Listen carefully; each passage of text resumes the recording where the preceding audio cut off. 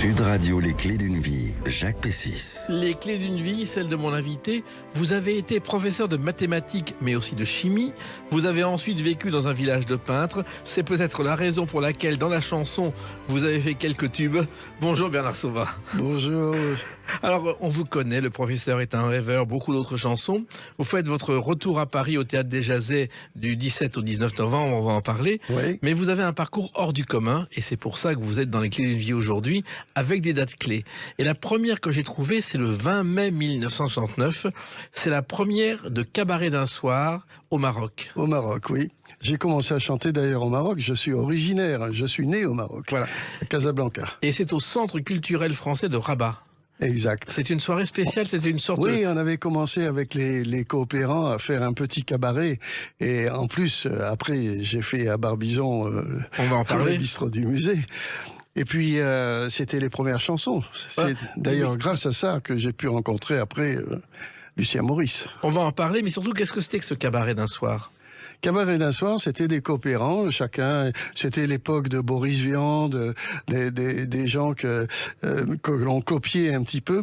Et moi, je venais avec mes chansons, déjà, des chansons à moi. Et c'était au Centre culturel français de Rabat. Ouais. Et parmi les chansons, il y avait celle-ci. J'éclabousse ta ville de ma joie triomphante. J'aimerais que le ciel puisse en être inondé. Ça s'appelle Stockholm. Alors, vous êtes né au Maroc, vous vivez en France et vous chantez Stockholm. Oui, mais j'ai failli me marier avec une Suédoise. C'est pour ça. Donc c'est pour ça que mes premières chansons d'amour, c'est pour elle. Voilà. Et René Descartes, philosophe mathématicien comme vous, Ouais. est décédé à Stockholm d'ailleurs. Ah On oui. ne le sait pas toujours. Donc, pour vous, en même temps, chanter, ça a toujours été votre vie. Oui, j'ai l'impression d'avoir toujours chanté, même petit. Je disais des poèmes déjà.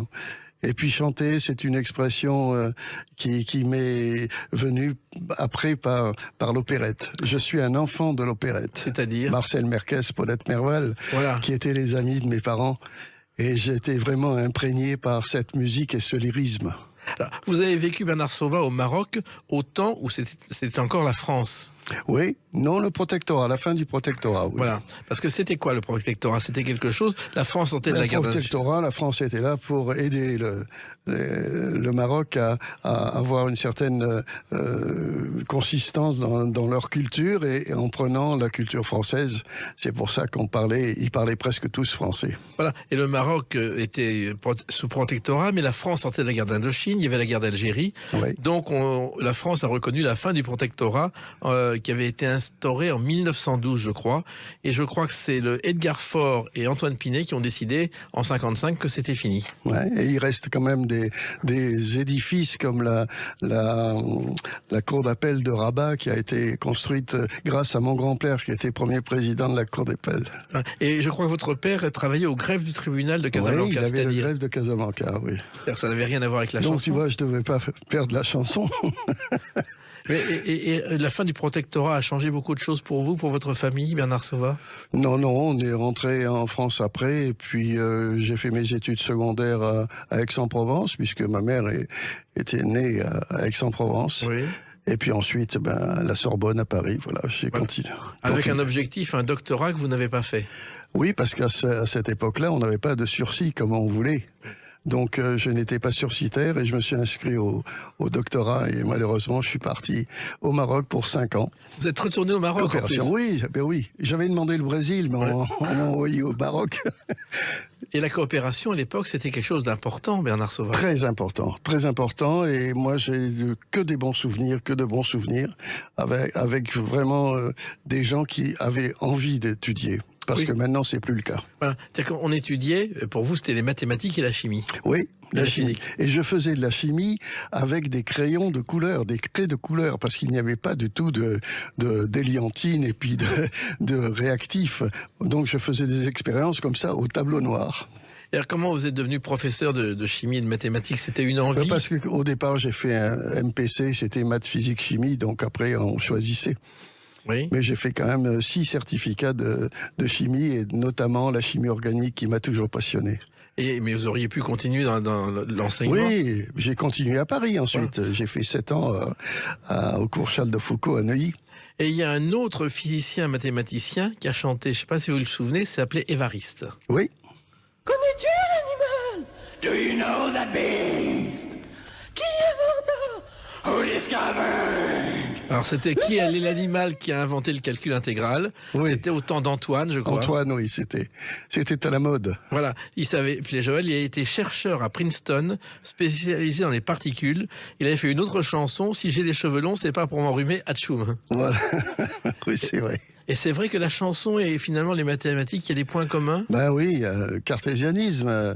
Notre chanson traditionnelle a toujours été avec couplet, refrain, et surtout ne dépassez pas 3 minutes parce que vous ne passerez jamais en radio. Voilà. Maintenant, on se permet de faire des chansons, et d'ailleurs dans mon tour de chant, j'ai des chansons qui font 6 minutes et on ne les voit pas passer puisque je raconte quelque chose. Voilà. Et justement, comment est venu le goût d'écrire d'écrire des chansons?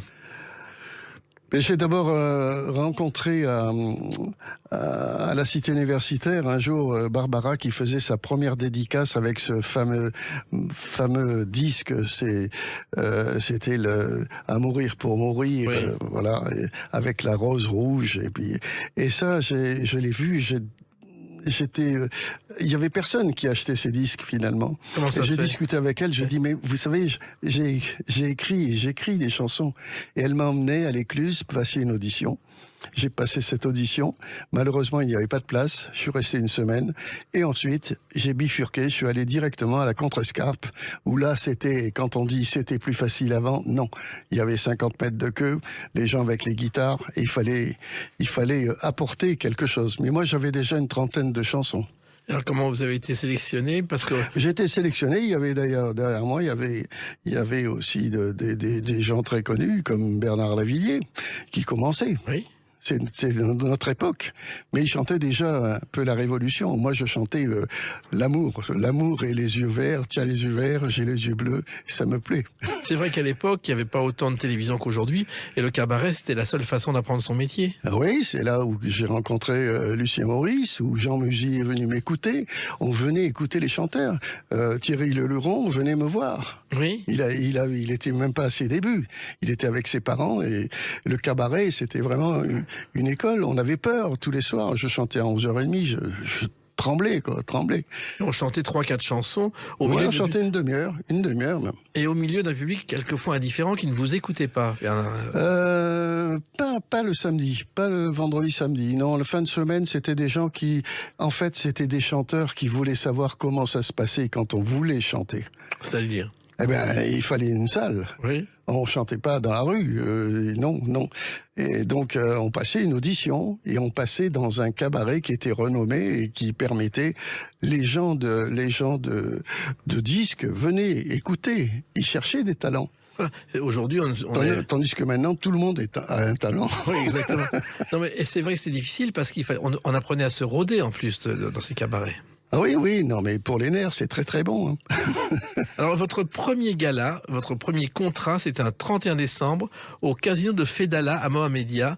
Vous avez été engagé par Jean Baucher, qui a une histoire incroyable, qui était un acrobate au départ, qui a racheté ensuite le Moulin Rouge au départ, qui a racheté le casino de Paris pour le sauver, et qui a fini en ouvrant les plus grands casinos au Maroc. Exactement, il était à Mohamedia. C'était la fête qu'on faisait pour la nouvelle année. Et j'étais en première partie de Frida Bocara. Frida Bocara qu'on va écouter justement. Un jour se lèvera sur 3 branches de lilas qu'un enfant regardera.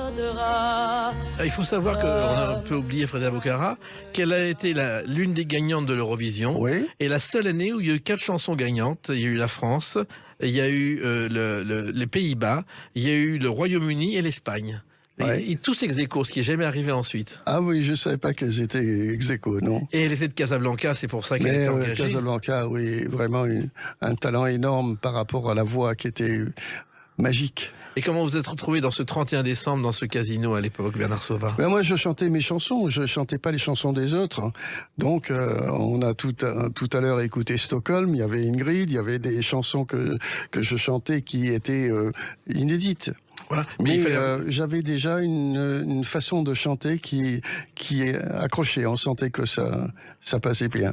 Mais en plus, le Maroc, c'était votre pays, mais ces casinos, en même temps, on venait pas pour écouter la chanson au départ. Non, mais le 31 décembre, naturellement, c'est un peu la fête. Et puis surtout, Frida Boccarat était une grande vedette au Maroc et en France aussi. Et à l'époque, pour vous, la chanson, c'était un passe-temps, vous ne pensiez pas en faire votre métier. Ah, je sais pas si c'était simplement un passe-temps. J'étais baigné, je l'ai dit tout à l'heure, par l'opérette. Donc, je chantais déjà des chansons d'opérette, mais pas de la chanson vraiment avec des textes personnels.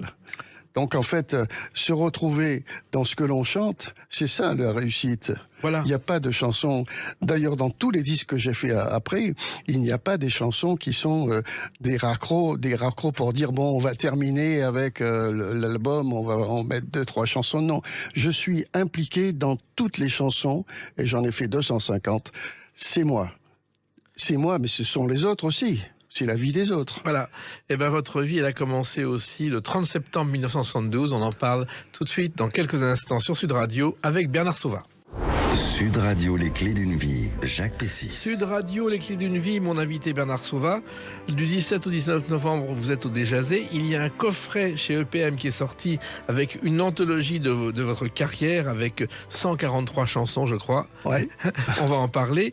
Et puis, une date importante, c'est le 30 septembre 1972. Écoutez.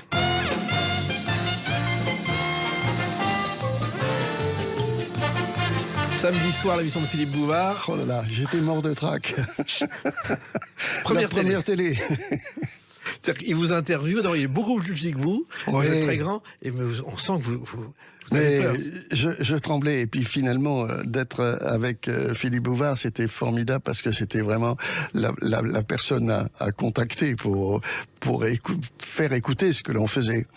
Et il a été très gentil avec moi parce que d'habitude, il interviewe avant. Et moi, j'ai chanté avant. Voilà. Et après, bon, on peut parler. Voilà. Et vous étiez soulagé. Oui. Et il a dit que vous étiez le succès de l'été avec cette chanson. L'amour, il faut être deux, tu sais. L'amour, il faut être deux. Sur la table de nuit, le roman policier que tu n'as pas fini se demande où tu es. Et c'est vrai que c'est votre premier succès. Premier succès, c'était à Bobino, c'était pour le prix du disque jockey. D'ailleurs, j'étais ex-aequo avec Christian Delagrange là, Oui. à cette époque. Donc, ça nous ramène aussi à notre amitié qui est depuis ce temps toujours en vie. Et comment est née cette chanson, ce premier disque? Oh, c'est un formidable théorème. C'est pour ça que Philippe Bouvard s'en amusait. Ensuite, j'ai fait une télévision où il y avait les Charlots qui, derrière moi, faisaient des signes 2, 3, 4, 5. Et Daniel Prévost a même fait une parodie, je ne sais pas si vous la connaissez. L'amour, il faut être deux, j'ai essayé tout seul, c'est crevant. Oui. Oh, il y a eu beaucoup de choses là-dessus. Cher amour, il faut être deux. Alors, et comment est né cet enregistrement, ce disque? Vous avez rencontré Lucien Maurice, je crois.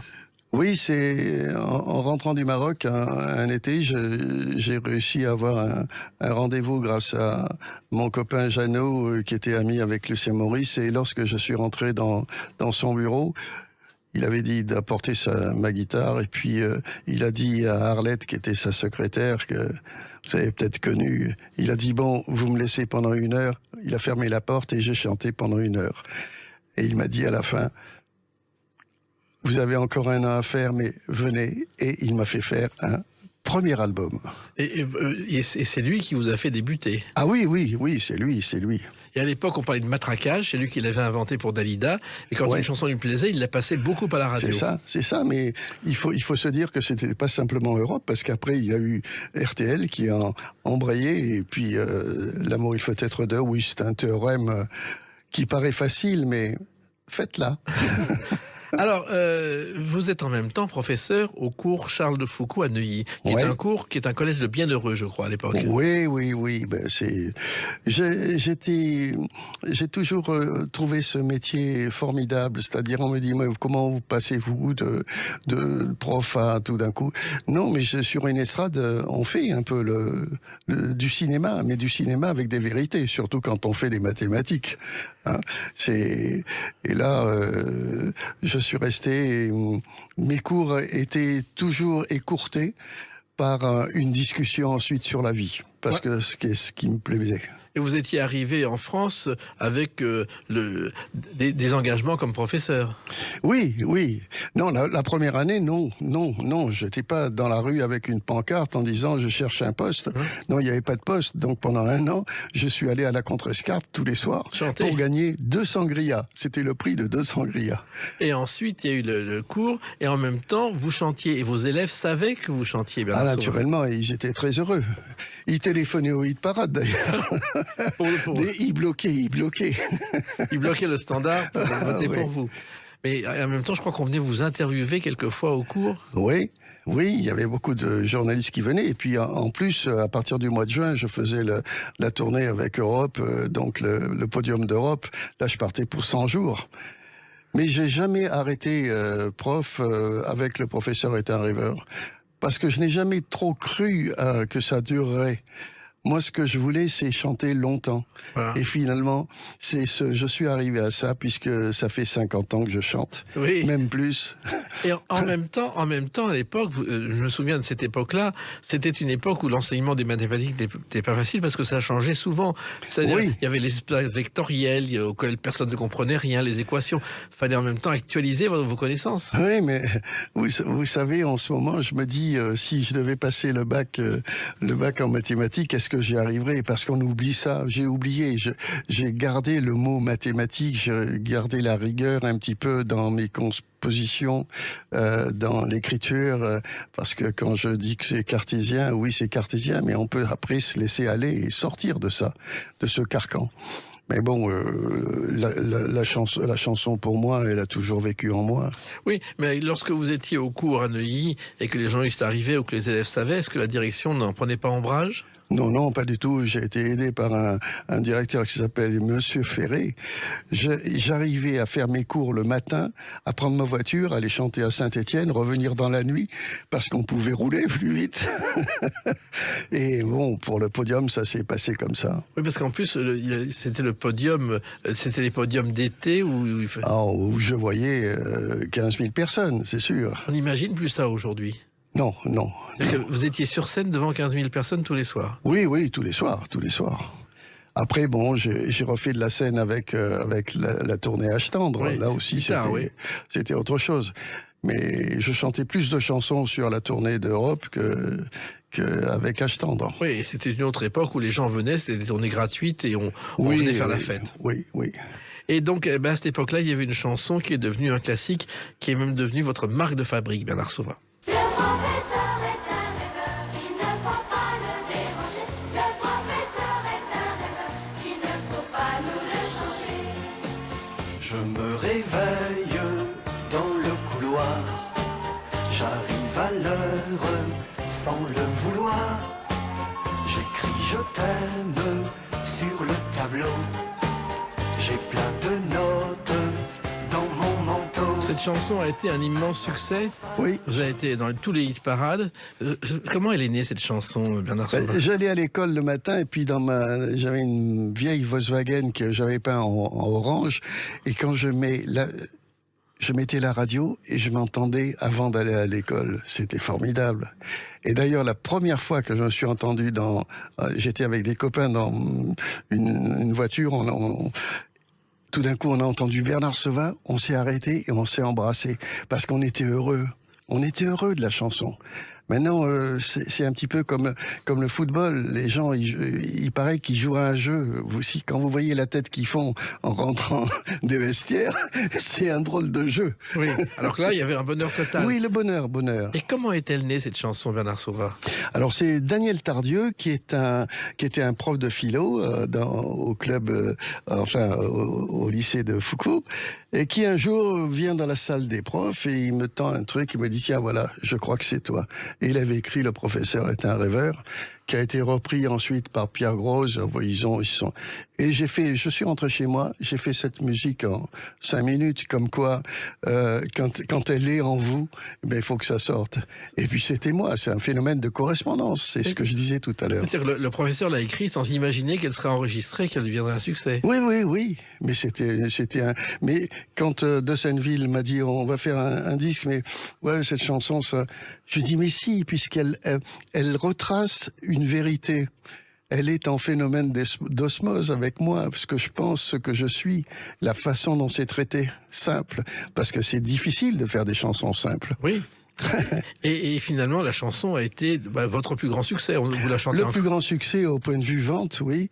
Ça a été aussi un succès avec Ralph Bendix, qui est un chanteur allemand. Il a fait un carton avec ça. Et il y a eu plusieurs pays. Et alors que vous dites que vous chantez tous les jours à la radio à 5 heures, il y avait 2 émissions à l'époque, c'était Carré Bleu de Jacques Paoli et RTL Non-Stop de Philippe Bouvard. Oui.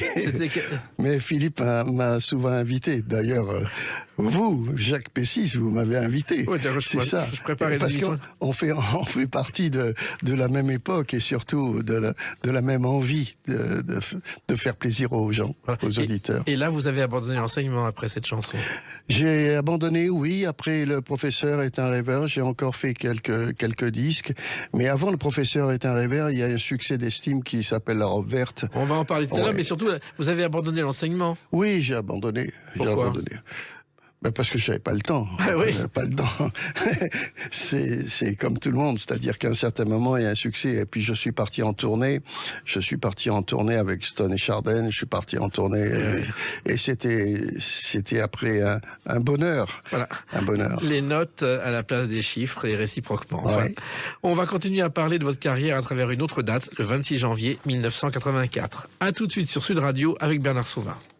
Sud Radio, les clés d'une vie, Jacques Pessis. Sud Radio, les clés d'une vie, mon invité Bernard Sauvat. Il y a une anthologie sortie chez EPM de vos 143 chansons enregistrées.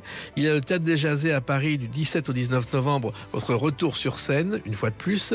Et puis le 26 janvier 1984, c'est la date officielle, j'ai consulté les archives, de création pour l'administration du bistrot du musée. Et ça, c'est une aventure incroyable. Vous avez créé un petit musical à Barbizon. Incroyable, mais j'ai fait ça parce qu'à un certain moment, on me passait moins en radio. Quand on vous passe souvent et puis tout d'un coup, ça stoppe un petit peu, c'est plus chaotique. J'ai dit non, il me passe plus en radio, je fais peu de télévision, donc je vais chanter chez moi. Et j'ai fait chez moi, c'est à Barbizon, j'étais marié avec une barbizonnaise, et à un certain moment, il y avait un café qui s'appelait le bistrot du musée, qui a été à vendre, et j'ai dit, mais moi je vais pas prendre un bistrot.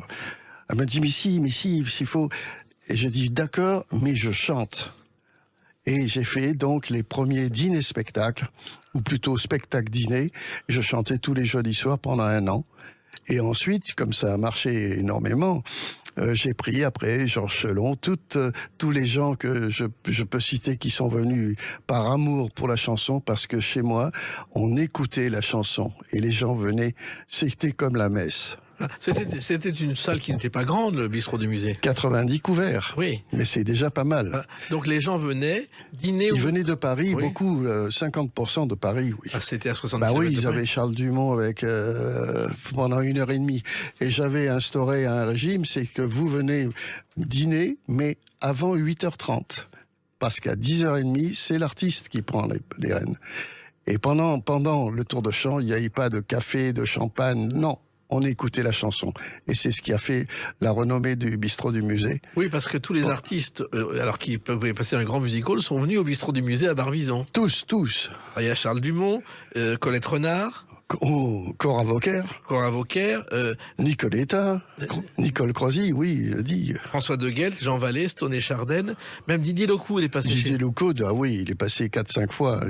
Quand Didier jouait, les gens se mettaient dehors et comme ils ne pouvaient pas rentrer, ils écoutaient le concert de Didier. Mais Didier. c'est fait par le bouche à oreille, tout ça? La départ. presse quand même de la République de Seine-et-Marne m'a beaucoup aidé et surtout on tenait à une écoute.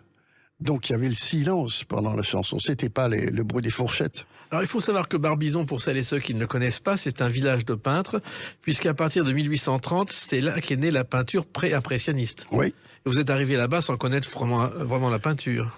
Ah si, parce que mes beaux-parents avaient tenu l'auberge Gann qui est à côté, oui. Oui, qui était un lieu mythique aussi. Lieu mythique, oui. Et donc les impressionnistes sont arrivés là parce que la forêt de Fontainebleau les impressionnait et les inspirait. Voilà, on venait peindre sur le motif aussi. D'ailleurs, elle m'impressionne toujours puisque je fais mes 20 km à vélo tous les matins dans la forêt.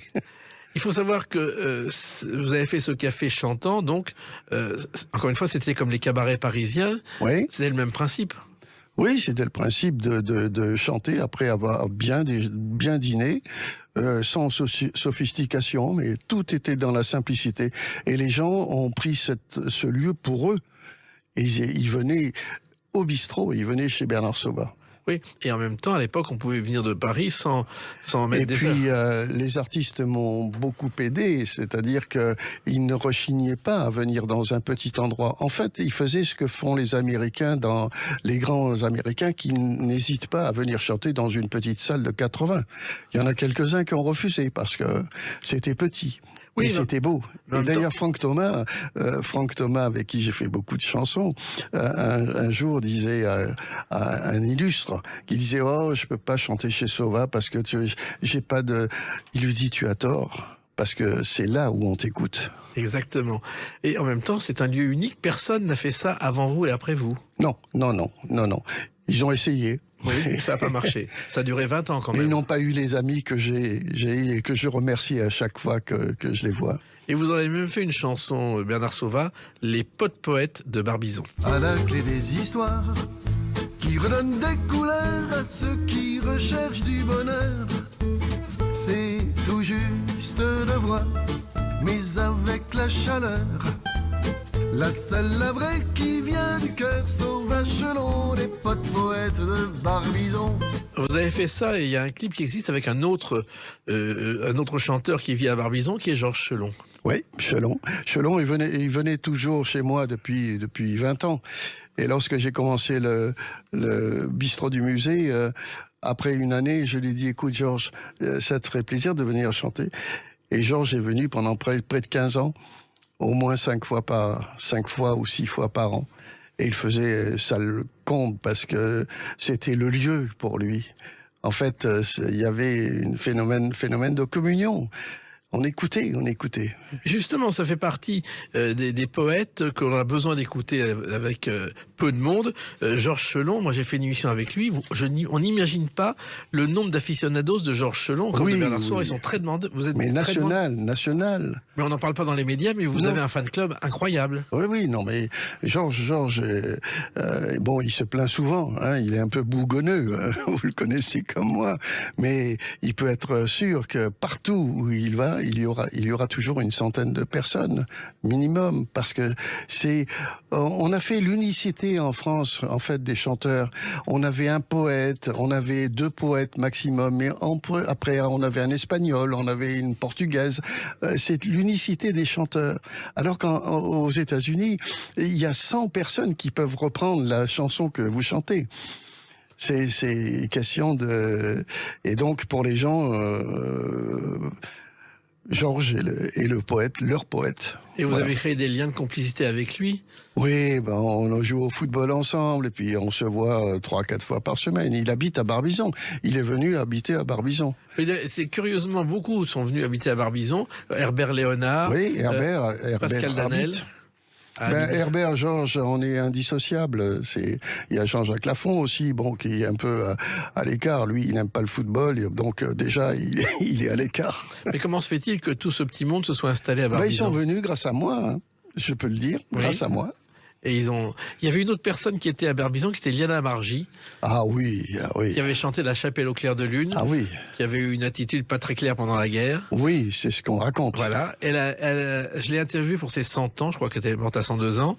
Oui. Et elle me dit, mais écoutez, j'ai arrêté le cheval il y a 2 ans, j'étais un peu surpris. Oui. Et je lui ai dit, mais pourquoi? Elle me dit, parce que mon cheval est mort. Ah oui. C'était un personnage que vous avez peut-être oui. connu aussi. Mais elle venait au bistrot du musée parce qu'elle écoutait les chansons. Quand j'ai eu Cora Vauquer, c'était fabuleux. C'est un des plus grands souvenirs parce que c'est des gens qui ne voulaient plus chanter. Et quand vous arrivez à les convaincre, ils sont heureux. Vous leur redonnez du plaisir de chanter. Il ne voulait plus chanter parce que la télévision... Parce que ils passaient plus en radio, c'était des vieux jetons, quoi.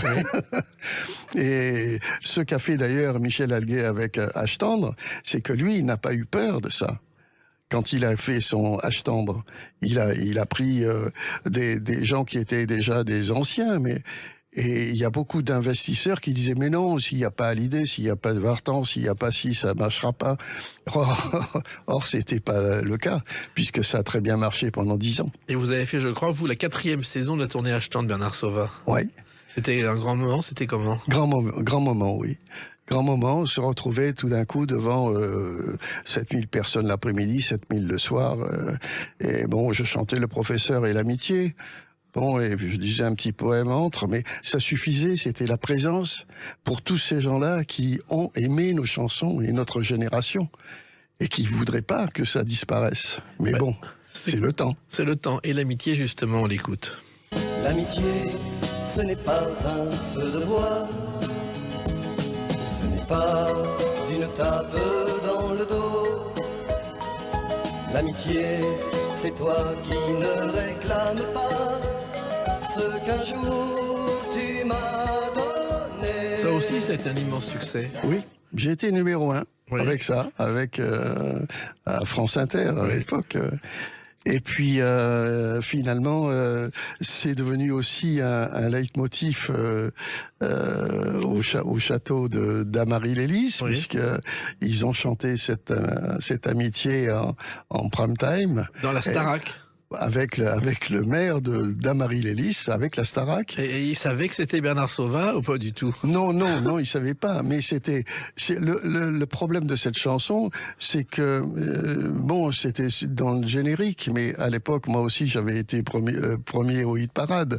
Mais maintenant, ils le savent. Voilà. Mais c'est vrai que les chansons doivent traverser le temps, comme l'amitié, comme Le Professeur est un rêveur, et qu'elles soient reprises par d'autres est une bonne chose. Oui, naturellement. Mais ça a été dans l'album avec téléphone. Hein. Et l'amitié, c'était... Et moi, j'étais au Brésil à l'époque, et ma fille me dit, écoute, ce soir en prime time, ils chantent l'amitié. Je dis, tu veux rigoler? Et puis non, parce que ce sont des chansons éternelles. Et alors, le bistrot, ça a duré 17 ans. Oui. Vous avez arrêté parce que... J'avais dit que j'arrêtais en 2000 pour m'occuper de mes chansons. Voilà. Parce que je trouvais que je les avais laissées un peu tomber. Parce qu'il faut se battre avec ces chansons. Il suffit pas de les faire. Et puis je voulais m'occuper de mon père, que j'ai amené à 100 ans. Plus de 100 ans. Et qui était un mec merveilleux. C'est lui l'artiste. C'était pas son fils. Voilà. Oui. En même temps, vous avez beaucoup voyagé. Vous êtes devenu une star au Liban. Ah, ça, c'est mon... J'ai continué à chanter parce que les Libanais m'ont donné cette force. Quand ça marche plus, à un certain moment, il faut... Mais allez même au Liban maintenant, vous m'entendrez encore 3 fois par jour. Ils m'ont laissé pendant 50 ans, ils ne m'ont pas lâché. Et quand je fais le Casino du Liban, c'est plein 2 mois à l'avance. C'est hallucinant, comment ça se fait? Et ils connaissent 20 chansons par cœur. Vous prenez un Libanais n'importe où dans le monde, il va vous chanter « Oui, je veux que tu reviennes ». Eh ben justement, on l'écoute. Oui, je veux que tu reviennes. Il faut que tu comprennes qu'un jour on se sépare, sans raison, sans savoir. Cette chanson est presque un hymne national au Liban. Comment on l'explique, Bernard Sauvat? Parce que ces chansons sont entrées dans leur mémoire. Ils en ont fait la possession. Parce que je suis allé au Liban pendant la guerre. Moi, je n'avais pas peur, et peut-être à tort. Mais enfin, j'allais au gala, couché dans le taxi, parce qu'il y avait des tireurs à vue. Et parce que j'ai avec eux cette histoire d'amour, c'est-à-dire que lorsque je faisais un disque, je l'envoyais au Liban parce que ils aimaient Bernard Sauvat. Donc c'était formidable et ça m'a donné le courage de continuer parce que quand vous allez d'un succès en insuccès, c'est pas possible. J'aurais arrêté, Oui. mais j'ai quand même fait 300 chansons. Et puis j'en ai fait des albums. Et grâce au Liban. Et grâce au Liban. Et vous avez fêté, au je crois, vos 50 ans de chansons, vous les avez fêtés au Liban par deux concerts à guichet fermé. Ah oui, c'était formidable. Ils connaissent 20 chansons par cœur. Et la jeunesse, le problème, c'est qu'ici, on ne peut pas toucher la jeunesse. Elle ne veut pas. D'abord, elle ne veut pas. C'est comme dans une classe, si vous êtes professeur, moi je voudrais envoyer un ministre dans une classe pour essayer de faire apprendre une leçon à quelqu'un qui ne veut pas l'apprendre. Que faites-vous? Oui. Vous êtes dans la panade. Voilà, que faites-vous? On va continuer à parler de votre carrière avec une date future, le 17 novembre 2022. A tout de suite sur Sud Radio avec Bernard Sauvat. Sud Radio, les clés d'une vie, Jacques Pessis. Sud Radio, les clés d'une vie, mon invité Bernard Sauvat. Et le 17 novembre 2022, vous faites votre retour à Paris pour 3 soirs au Théâtre de Jazet, où vous avez déjà chanté parce que le public vous est fidèle, même si les médias... Ça fera 17 jours, oui, 17 jours de gala que j'ai fait en tout.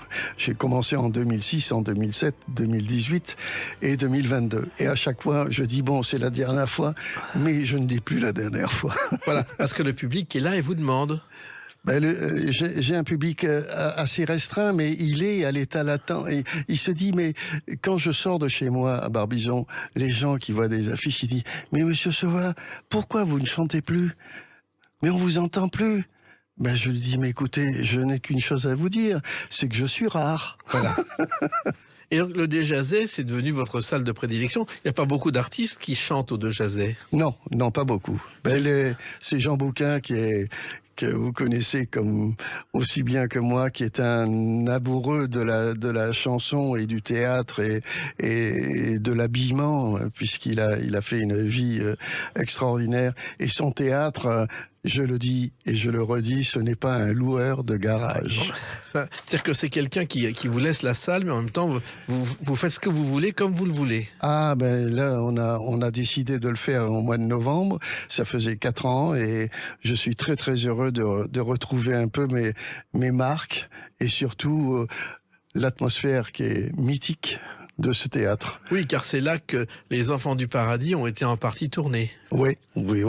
Et puis les dernières prestations de Léo Ferré. Exactement. Les Enfants du Paradis, je ne sais pas si vous le savez, Bernard Sauvat, mais le tournage a eu lieu en secret parce que plusieurs auteurs du film étaient engagés dans la résistance, comme Jacques Prévert. Ouais. Et puis, il y avait des Juifs qui ont travaillé au noir parce que s'ils avaient été cités au générique, eh bien, ils auraient été pris par la Gestapo. Ouais. Alexandre Tronner et Joseph Cosma, leur nom ne figure pas au générique. À leur demande, et par souci de discrétion, Marcel Carnet a accepté. Pour ne pas les livrer aux Allemands. Je sais pas ça, mais je crois que dans la mémoire de Jean Bouquin et surtout lorsqu'il raconte son histoire, il en parle. Voilà. Alors, la chanson, vous ne pouvez pas vous en passer, c'est-à-dire que c'est un récital avec votre équipe, vos musiciens et votre guitare. Oui, moi chanter, c'est exister. Et on me disait souvent, mais pourquoi vous n'arrêtez pas à votre âge Parce que je dis que si j'arrêtais demain, ceux qui fument et qui s'arrêteraient, ça leur ferait du bien, mais moi, je ne serais plus rien. Voilà. Et vous préférez faire un tabac que fumer, justement. Oui. Alors, les gens qui me disent, oui, mais vos chansons sont nostalgiques, elles parlent du passé. Et je dis, mais vous voulez que je vous parle de l'avenir ? Oui. Plutôt de à venir. Oui. Et justement, votre spectacle et vos chansons, c'est une tradition de chanson française qui a marqué une époque et qui doit continuer. Moi, je pense que le lyrisme qui se dégage d'une chanson, et puis il y a aussi on n'a jamais parlé de ma voix. Ma voix a des consonances, et d'ailleurs, à chaque fois que j'allais chez Sevran, il disait... Bernard Sauvat a la voix si particulière. Et la chaleur vient pas simplement avec les mots, elle vient de mon corps. Et c'est comme ça. Oui.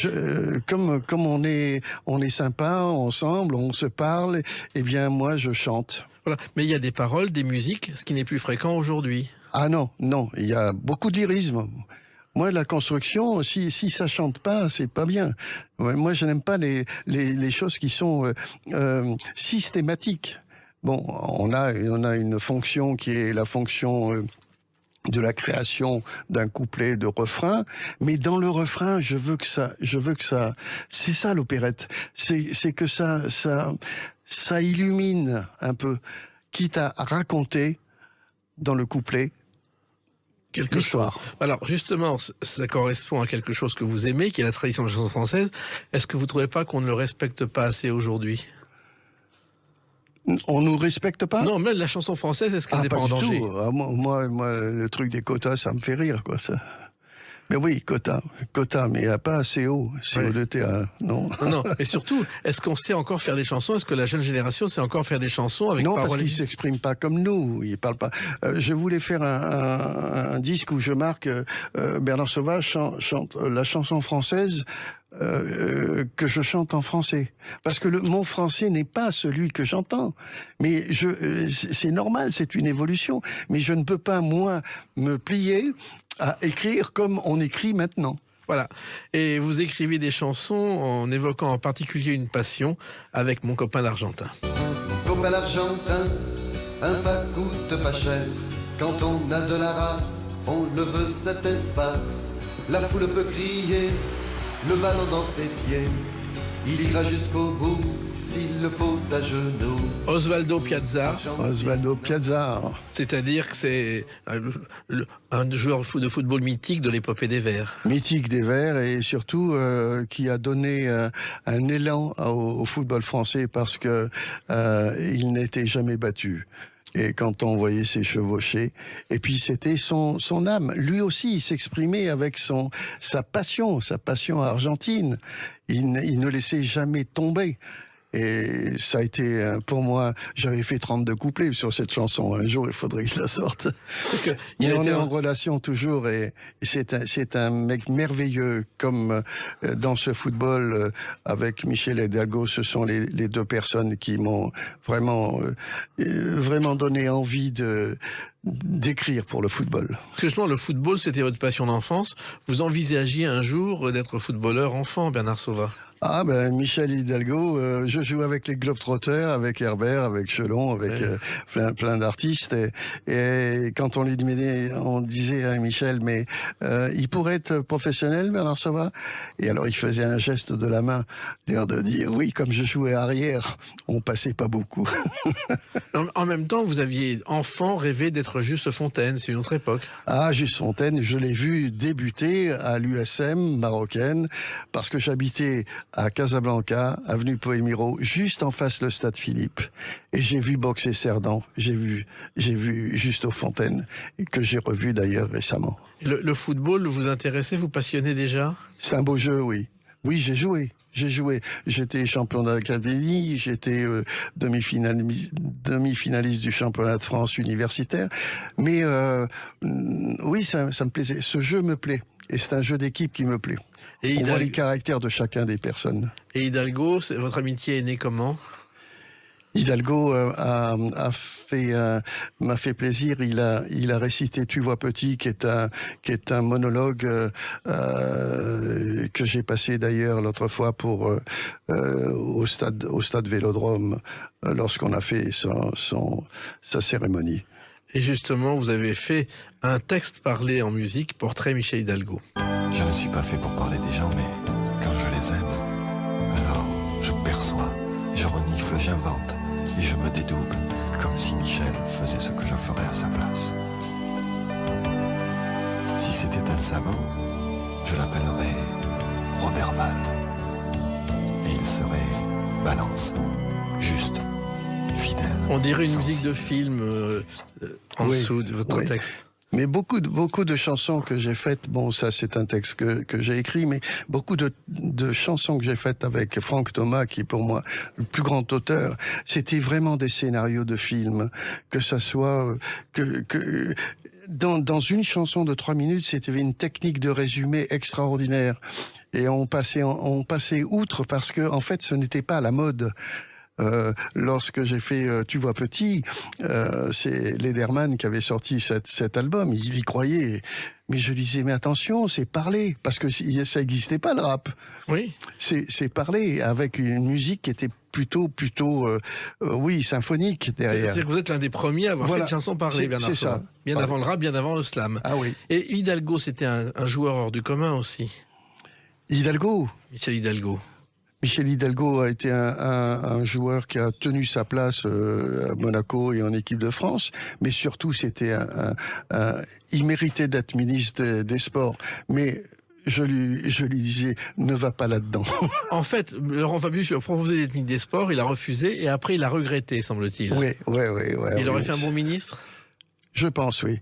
Mais je lui disais, toi, c'est pas ministre des Sports qu'il faut que tu sois, il faut que tu sois ministre du bon sens. Pourquoi ? Parce qu'il a le bon sens partout. Et il y a un autre film aussi, Bernard Sauvage, qui a marqué votre carrière, car vous avez joué dedans et fait la musique, Une équipe de rêve qui raconte l'épopée de l'équipe de France de football en 84 au championnat d'Europe. C'était avec Michel Drey, oui. Oui, c'était l'époque de Platini et fait la musique avec Jacques Ferchit, oui. Voilà. Et ça, c'était aussi un beau souvenir. Vous ne manquiez pas ces rendez-vous ? Non. Et puis il y a Joël Batz avec qui on a fait un album aussi, et c'était des personnages qui étaient très très importants pour moi parce que je trouvais que leur jeu simple et efficace allait bien avec leur tempérament. C'est pas du tout ce que je vois maintenant, quoi. Maintenant, on lève les bras quand on sort la balle en touche pour avoir la touche. Bon, c'est un marchandage constant. Et je suis très déçu. L'argent n'était pas aussi important qu'aujourd'hui dans le football. Non, mais l'argent n'a pas empêché les artistes d'exister. Neymar, Messi, ça existe. Oui. Mbappé, ça existe. Donc ça, pour moi, c'est pas. Mais ça, c'est dans l'équipe. On a beaucoup de gens qui sont à la traîne, pour moi. Alors il y a ce coffret donc anthologie qui réunit en 8 CD toutes vos chansons et des images. C'est quelque chose aussi qui vous a surpris. Vous avez fait un livre en disant d'ailleurs et dire que j'ai chanté tout ça. C'est-à-dire que vous ne pensez pas en faire autant. Ben oui, dire que j'ai chanté tout ça parce que quand on arrive à un moment de sa vie, on se dit mais des fois j'écoute l'anthologie, je retrouve des chansons, j'écoute La Nage ou la Révolution, je dis mais comment tu as fait ça ? Comment tu peux écrire même des musiques avec Franck Thomas? Il y a une chanson qui est le 1er octobre. Je dis mais comment tu as pu chanter là-dessus? Donc j'étais dopé par je sais pas. Ma main était guidée et surtout ma voix était là. Voilà.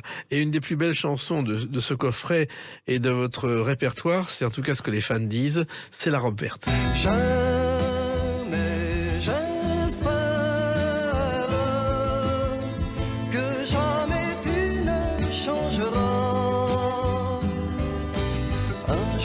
Je te dirai, veux-tu vivre avec moi pour toujours? Nous allons si bien ensemble. Alors ça fait partie des chansons qu'on croit tous avoir entendues. Oui. Et on ne sait même pas que c'est Bernard Sauvage. Non. C'est curieux. Ah non, mais c'est certain. Mais quand les gens sortent chez moi à Barbizon, là, ils me disent, mais vous chantez quoi? Je sais jamais, j'espère. Ah oui. Mais parce que, en fait, les gens qui aiment la chanson ne sont pas accros spécialement à la chanson. Donc, ce qu'on leur a seriné, ils l'ont dans leur mémoire. La mémoire collective, d'ailleurs, on le voit. Si vous faites chanter le professeur, ils vont chanter « Ah oui. » Mais ensuite, on ne peut pas faire que des chansons comme ça. Parce que d'abord, musicalement, on est dans notre cocon, on tourne souvent en rond. Si on n'a pas des thèmes, moi les thèmes de chansons, c'est la plus fort. Quand j'ai fait avec Quand maman dort, je peux plus faire une chanson sur ma mère, donc je passe à autre chose. Et je fais les feuilles de l'impasse du platane déplumé, l'histoire des feuilles. C'est ça ce que je recherche. Donc c'est pour ça que j'ai jamais fait des chansons de remplissage. Je fais pas ça pour faire plaisir. Je veux que quand ça me plaît, ça plaise aux gens. Et ça dure depuis longtemps. Est-ce que vous pensiez que ça durerait aussi longtemps? Oui, ça dure depuis longtemps. Est-ce que vous pensiez que ça durerait aussi longtemps, Bernard Sauvat? Non. Mais je n'avais pas fixé de date. Non, quand j'étais petit, j'allais avec mon père au conservatoire. Là, j'ai appris le solfège un peu, ça me barbait, mais et il me dit qu'est-ce que tu veux faire? Ben, je veux chanter. Oui. Je veux chanter. Donc ça continuera encore le plus longtemps possible? On va essayer. En tout cas, le 17, 18, 19 novembre, vous êtes au Théâtre de Jazet, une fois de plus. Je compte sur vous, oui. Et il y a d'autres projets d'ailleurs, je crois qu'il y a un projet des 4 copains d'accord aussi. Oui, on fera ça avec Herbert Léonard, avec Pascal Danel et Georges Selon. Et il y a cette anthologie chez EPM avec toutes vos chansons. Merci Bernard Sauvat et continuez ainsi à défendre la vraie chanson française. Merci Jacques Pessis pour ce sourire que vous me donnez. Continuons, le Clé d'une vie c'est terminé pour aujourd'hui. On se retrouve bientôt, restez fidèles à l'écoute de Sud Radio.